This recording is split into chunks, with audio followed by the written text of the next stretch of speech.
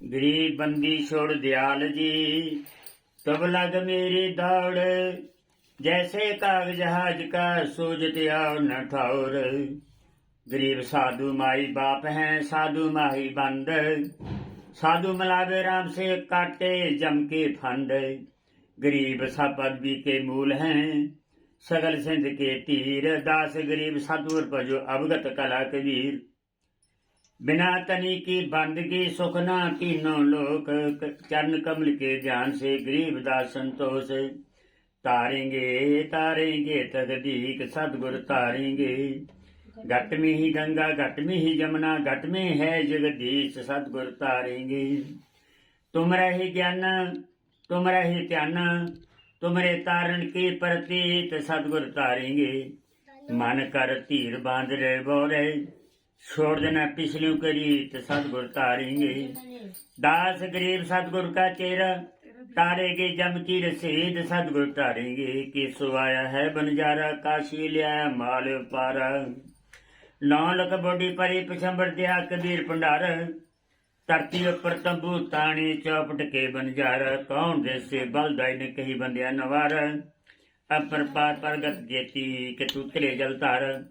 साहू का न कोई जाके काशी नगर मजारा। दास गरीब कल्प से उतरे, आप अलखत करतार। सत है परम सत्कार जो सतगुर दी प्यारी सत्संग जीओ। सत है शाम दी दिवाली की आरती परमपिता परमात्मा आपकी नित की गई है।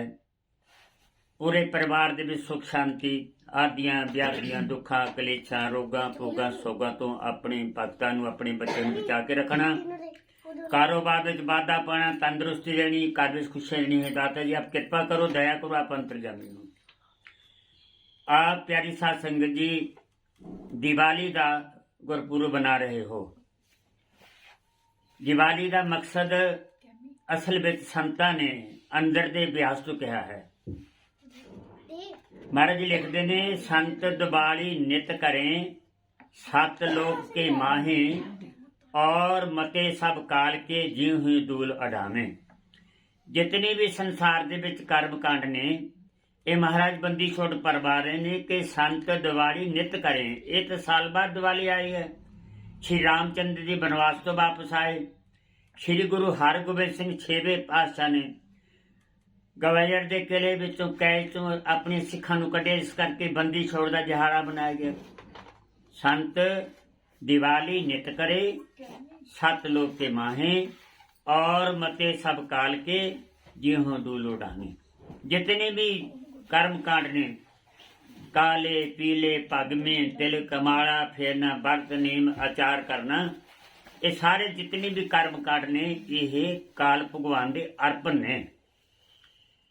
संत मता सबसे बड़ा जे निश्चय करमान, सूफी और वेदांती सब ये नीचे मान। कहते सूफी और वेदांती जितने भी लोग ने ये नीचे ने।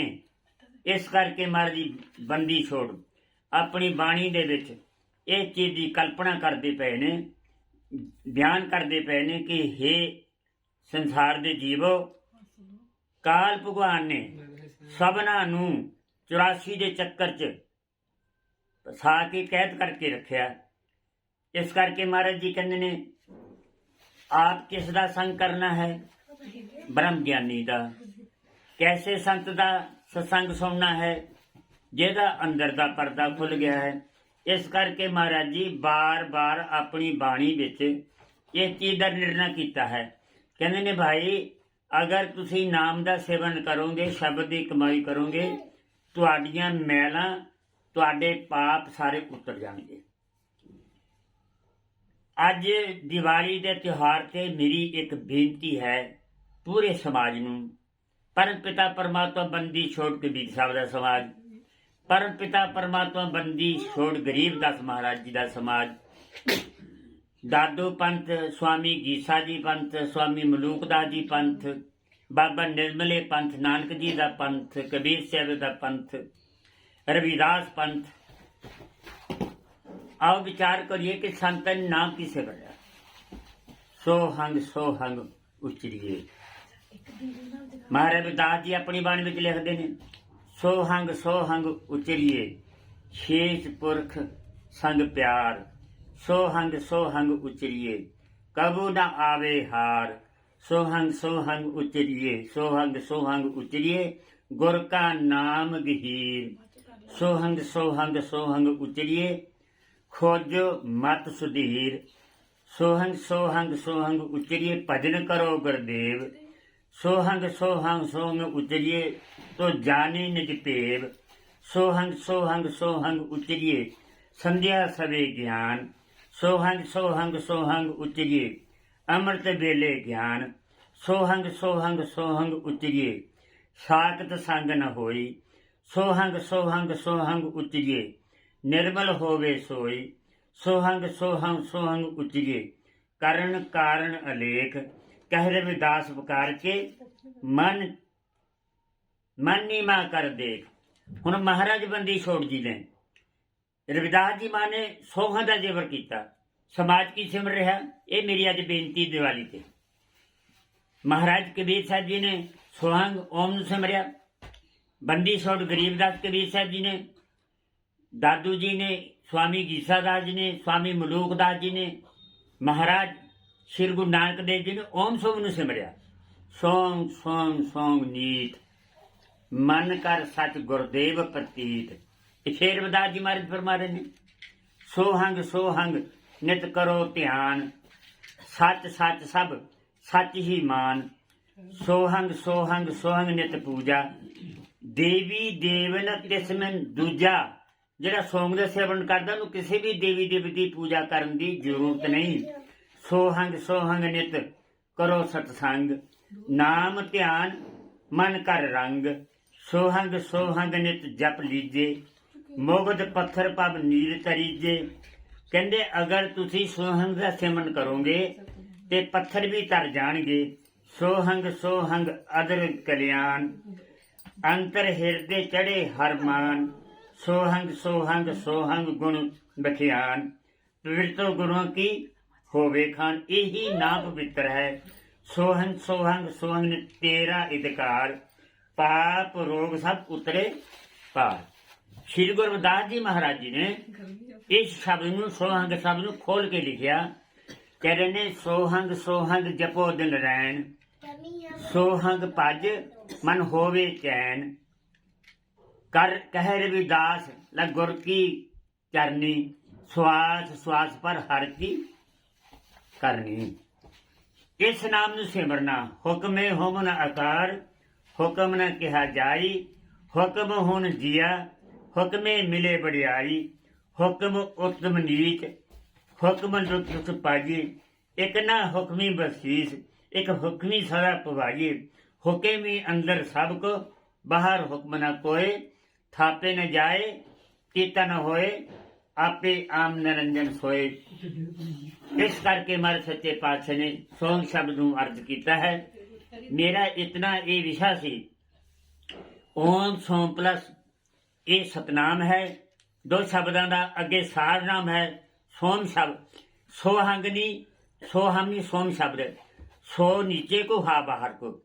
यही रविदास जी मां ने सिमरिया। सतगुरां दे करां पर लिखा हुआ है। मैं दिवाली करके ये भेद खोल दिता। जो सतनाम है वो ओम प्लस सोम बराबर है सतनाम वाहिगुरु। इनू भी सिमरना उल्टा करके सोम नीचे नू ओम बाहर नू। अगे आ गया कलर सोम। ये सार शब्द है। सो नीचे को हा बाहर को। ये सारी संगत ने यही सिमरना। ध्यान कबीर साहब जी का करना। हुण तुसीं कहोगे कि वो मर गए ने। वो मरे नहीं, वो हमेशा हैगे आ। वो फूल पर आए, फूल पर वापस चल गए। वो तुहानूं जरूर दर्शन देणगे। अपनी रसना तो किसी न किसी तरीके नाल ये नाम भी तुहानूं दे देणगे। मेरा मानना है मेरे वास्ते कबीर साहब ही परमात्मा ने। बंदी छोड़ कुल मालक ने। कबीर साहब ही 21 ब्रह्मांड के मालक पैदा करने वाले सृष्टि नूं। कबीर साहब ही शब्द है। कबीर साहब ही सार नाम है। कबीर साहब एंड और ऑब्जेक्ट है। आद और अंत कबीर साहब है। ना उन्होंने जन्म होया। साहेब सबका बाप है। बेटा किसी का ना है। जो बेटा होके आवे वह तो साहेब ना है। ਅਖੀਰ ਵਿੱਚ ਸਾਰੀ ਸੰਗਤ ਨੂੰ ਮੇਰੀ ਬੇਨਤੀ ਹੈ ਕਿ ਆਪਨੇ ਓਮ ਸੋਮ ਇਹ ਸਤਨਾਮ ਨੂੰ ਸਿਮਰਨਾ।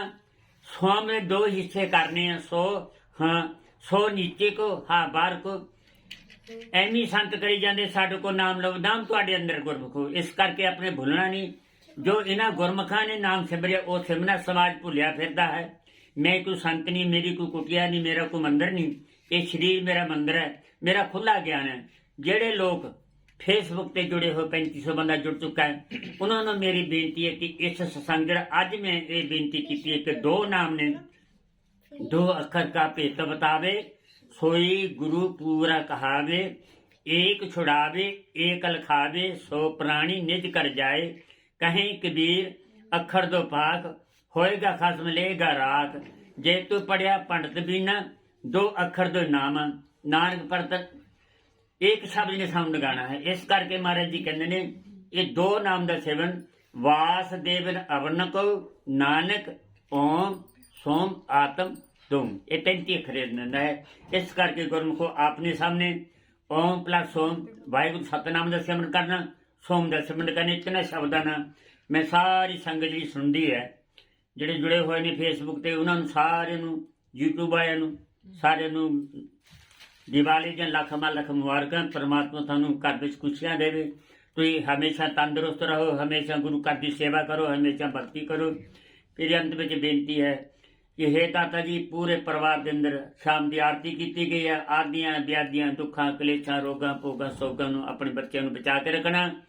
मेहर भरिया सारे सिखां ते हथ रखना, अपनी कृपा देनी, नाम च पाना। सत है बस।